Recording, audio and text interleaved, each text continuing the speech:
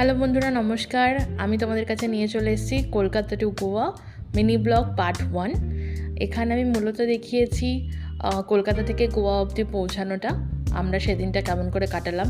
আসলে আমাদের যে গোয়ার ফ্লাইটটা ছিল কলকাতা থেকে, সেটা হঠাৎ করেই টাইমটা এগিয়ে যায়, আর এগিয়ে যাওয়ার জন্য খুব তাড়াতাড়ি করে আমাকে বহরমপুর থেকে বেরোতে হয়। এই যে আমি সব কিছু তাড়াহুড়ো করতে গিয়ে অ্যাকচুয়ালি আমরা এয়ারপোর্টে অনেকখানি আগেই পৌঁছিয়ে গেছিলাম, প্রায় 9:50-এর দিকে পৌঁছে গেছিলাম। আমাদের বোর্ডের টাইম ছিল 10:50।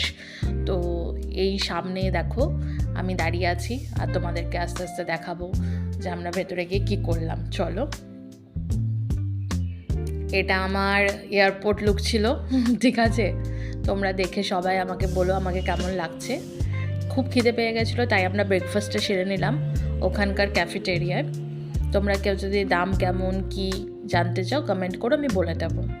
এই যে আমার জীবনে প্রথমবার গোয়া যাওয়া তোমার দাদার সাথে, আর আমাদের সাথে আরও কিছু কালিগও ছিল, আরও কিছু বন্ধুবান্ধবও ছিল, তো তারাও থাকবে আমাদের সঙ্গে।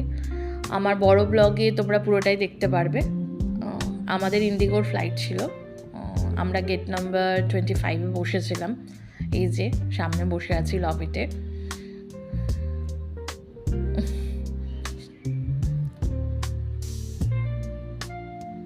ইন্ডিগোর সার্ভিস কিন্তু আমার বেশ ভালোই লাগলো। তোমাদের কেমন এক্সপিরিয়েন্স ছিল আমাকে জানাবে। এই যে আমার কর্তামশাই আর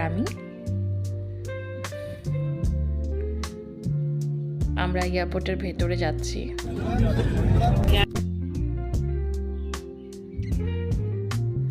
সেখান থেকে আমরা গোয়া পৌঁছিয়ে গেছি। হোটেলের থেকে গাড়ি গেছিলো আমাদেরকে আনার জন্যে। আর এই দেখো আমি গিয়ে আগে চেঞ্জ হয়ে নিয়েছি, তোমার দাদা পেছনে কথা বলছে, আমি তারপর